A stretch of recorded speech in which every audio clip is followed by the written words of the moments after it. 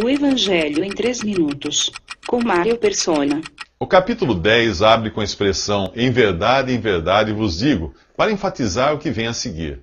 O contexto, em especial a partir do versículo 19, mostra que Jesus disse isso aos mesmos fariseus que no capítulo anterior criaram toda aquela polêmica sobre a cura do cego.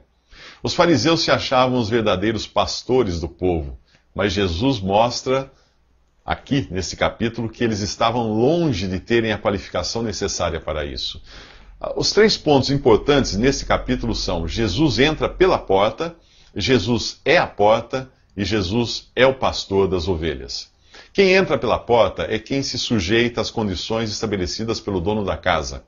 Jesus veio em total submissão ao Pai e cumpriu cada etapa que estava determinada para o Messias prometido a Israel. Ele não arrombou a porta, como faria um ladrão ou um líder revolucionário. Ele não veio para roubar, não veio para matar, não veio para destruir. Jesus é o servo humilde de Filipenses. Ali diz assim: sendo em forma de Deus, não teve por usurpação ser igual a Deus, mas aniquilou-se a si mesmo, tomando a forma de servo e fazendo-se semelhante aos homens, e achado na forma de homem, humilhou-se a si mesmo, sendo obediente até a morte e morte de cruz. Você deve se lembrar do que aconteceu no batismo de Jesus. Enquanto os judeus eram batizados por João Batista para o arrependimento, Jesus, que não tinha pecado algum de que se arrepender, também quis ser batizado. Além de cumprir o caminho determinado para o Messias, ele pôde assim se identificar com aqueles que eram batizados. Lá diz: mas João o impedia, dizendo: eu é que preciso ser batizado por ti, e tu vens a mim? Jesus, porém, lhe respondeu: consente agora, porque assim nos convém cumprir toda a justiça.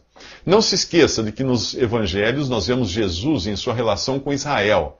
A igreja só viria a existir no capítulo 2 do livro de Atos. Portanto, o seu rebanho aqui nesse capítulo é Israel, não a igreja.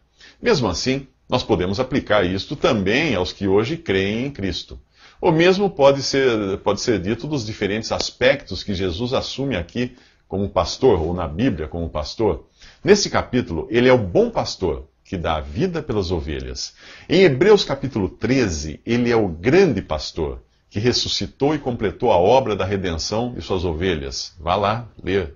Em 1 Pedro capítulo 2, ele é o supremo pastor, que voltará para dar às ovelhas uma incorruptível coroa de glória.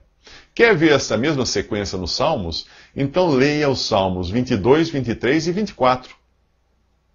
Nas edições católicas da Bíblia, a numeração é 21, 22 e 23. Jesus aparece nesses Salmos 22, 23 e 24 como o bom pastor, o grande pastor e o supremo pastor. Aquele que morreu, aquele que vive e aquele que voltará. Nos próximos 3 minutos faremos um passeio pelos Salmos para acompanhar a trajetória desse pastor.